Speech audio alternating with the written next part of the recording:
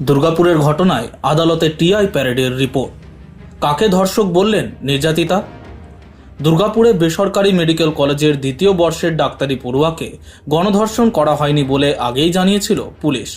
TI প্যারেডের সময়ে একজনকে ধর্ষক বলে চিহ্নিত করেছেন নির্যাতিতা।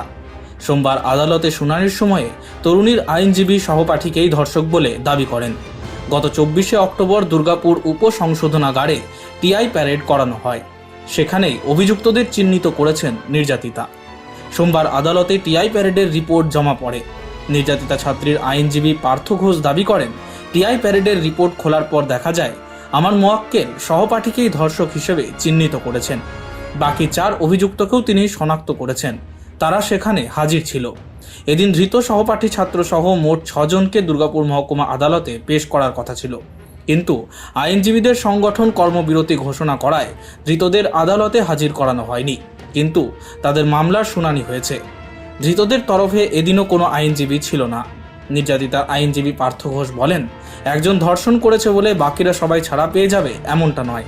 তারা সেখানেই ছিল ও ওই কাজে সাহায্য করেছে, তাই তারাও সমান অভিযুক্ত।